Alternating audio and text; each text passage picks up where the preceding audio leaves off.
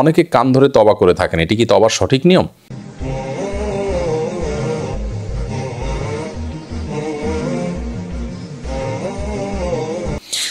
অনেকেই তওবা করতে গিয়ে বলেন যে আমি এই কাজ আর করবো না, অন্যায় করে ফেলেছি, তওবা তওবা, এটা বলে উনি কানে হাত দেন। অনেক সময় দেখা যায় যে দুই গালে মৃদু আঘাত করেন এবং বলেন তওবা তওবা তওবা।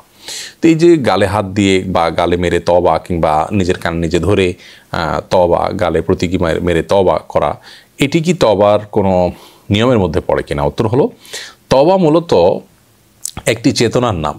তওবা শব্দের অর্থ হলো ফিরে আসা।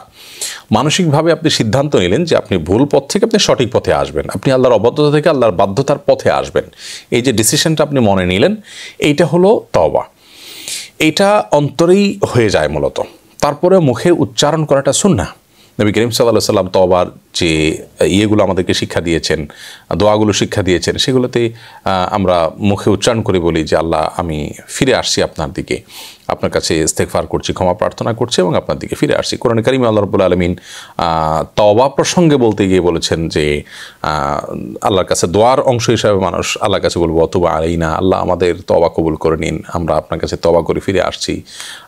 তো এই যে তওবার বিষয়টা মুখে উচ্চারণ করাটা, এটা উত্তম, ভালো, বাট মূল তওবাটা অন্তরেই হয়ে যায়। কেউ যদি উচ্চারণ মুখে নাও করেন, তারপর তার তওবা হয়ে গেছে বলা যাবে।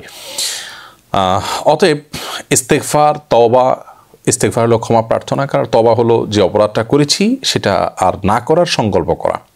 এইটা হলো তওবা। ফিরে আসলাম, আমি সিদ্ধান্তটা চেঞ্জ করলাম, আমি আমার রুট পরিবর্তন করলাম, এটাই তওবা। এই তওবার জন্য কানে হাত, গালে মারা, প্রতীকী মার, অথবা আপনার কান মলা, নিজের কান নিজে মলা, এগুলোর প্রয়োজন নেই। তবে এটি একটা প্রতীকী আত্মশাসন বলা যেতে পারে, যে আমি কেন করলাম, নিজেকে ভৎসনা করা, এটা তো আবার একটা পার্ট, যে নিজেকে আমি ভৎসনা করব। সেই ভৎসনাটা মনে মনে হতে পারে যে আমি কেন করলাম, আমার এটা করা উচিত হয়নি, আমি ভেতরে ভেতরে লজ্জিত হলাম, অনুতপ্ত হলাম, এটি তো আবার একটা অংশ। তওবার জন্য যে শর্তগুলো আছে এর ভিতরে এটি একটি, যে আপনি যে অপরাধ করেছেন সেটা থেকে ফিরে আসবেন, সে অপরাধ আর কখনো করবেন না, সে সংকল্প করবেন, এবং যে অপরাধ হয়ে গেছে ইতিপূর্বে সেটার জন্য লজ্জিত হয়ে নিজেকে নিজে শাসন করবেন, অনুতপ্ত হবেন, আফসোস করবেন, আক্ষেপ করবেন নিজের এই কৃতকর্মের কারণে। এইগুলো তওবার পার্ট, এই কাজগুলো থাকতে হয়।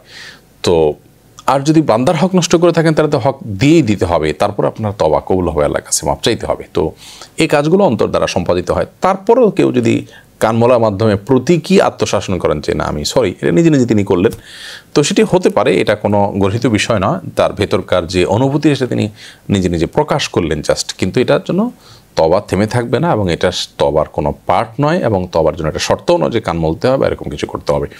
এটা জাস্ট আমার ভেতরকার যে অনুভূতিটা, সেটাকে আমি প্রকাশ করলাম আর কি। কেউ যদি এরকম করতে চায় করলেন, সেটাকে